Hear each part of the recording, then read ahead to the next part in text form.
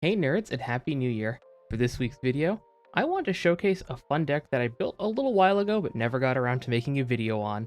It's Simic Domain Incarnation. The Overlords for Dusmourn are showing up in Pioneer alongside the card Enigmatic Incarnation.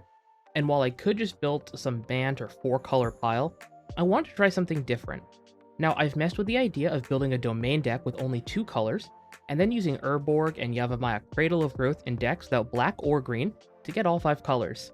But I also want to use Enigmatic Incarnation, so instead I went with a Simic Domain Commander, Nael Avizoa Aeronaut. At the time of recording, they only have about 54 decks on EDH Rec, which is not that surprising.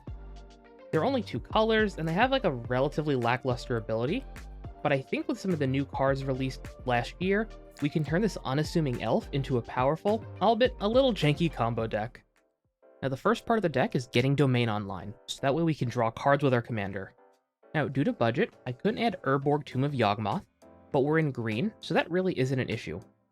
Overlord of the Hauntwoods make land tokens when it enters and attacks, giving us all basic land types as early as turn 3. And then Nylea's Presence and Prismatic Omen can turn a single land, or all of our lands, into each land type for only 2 mana.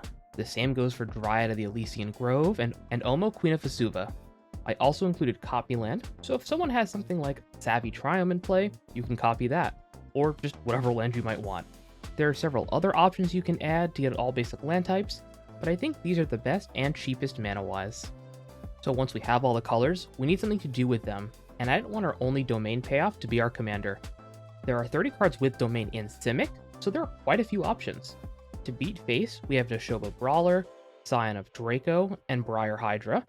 These are here as early to mid-game threats and backup win conditions if we can't combo off. I'm still on the fence with Draco since we only have 2-color creatures, but a 2-mana 4/4 flyer with some upside is solid. And Sphinx of the Clear Skies is a factor fiction when it deals combat damage. As for non-creatures, Allied Strategies, Worldly Council, and Joda's Codex provide additional card draw, while Evasive Action is a supercharged mana leak, and Prismatic Geoscope is a powerful mana rock. Another mechanic we can take full advantage of here is Convergence, since we generate all 5 colors of mana for maximum value. Bring to Light is the most notable, letting us cast a creature, instant, or sorcery card from our deck.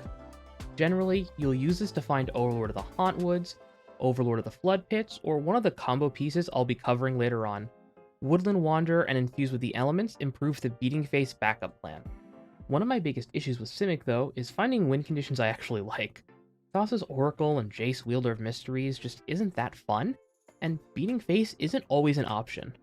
So I included several combos around 2 key creatures, both of which can be put directly into play with Protean Hulk, those being Temur Sabertooth and Sanctum Weaver. With these 2 creatures and enough enchantments, we can generate infinite mana in 2 ways. The first combo uses Hyrex Tower Scout to untap Sanctum Weaver, and then we can tap Sanctum Weaver for at least 6 green mana. We'll then activate Sabertooth, returning Hyrex to our hand, then using 3 more mana to recast it. Now we have 1 extra green floating, and now we can repeat this for infinite colored mana. For this other combo, we need Sorok and Goreclaw in play, along with Sanctum Weaver, which can tap for 5 mana. We use Sabertooth to return Sanctum Weaver to our hand, and then we spend 2 mana to recast Sanctum Weaver, which leaves us with 1 floating again. Then Sorok will give Sanctum Weaver haste, and then we can keep tapping it and untapping it for infinite mana. Adding another cheap haste enabler like Concordant Crossroads or maybe Lightning Greaves would greatly improve the consistency of the combo. The last combo involves Springheart Nantuko, Overlord of the Hauntwoods, Mana Reflection, and Splunking.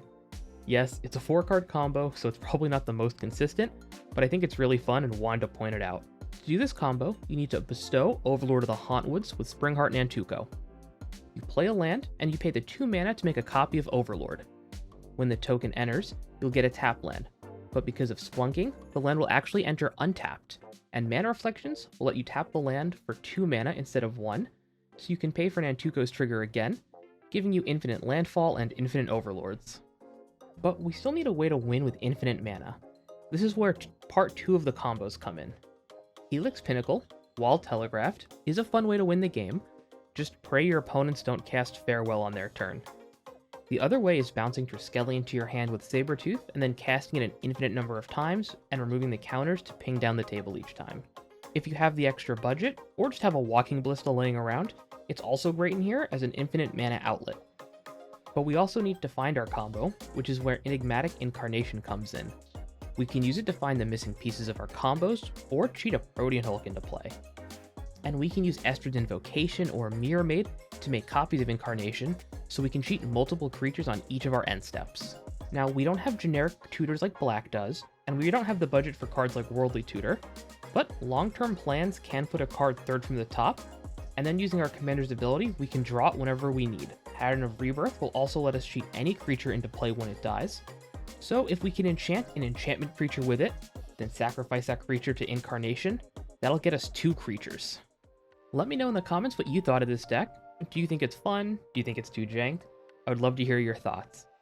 Also, check out some of my other videos shown on screen here.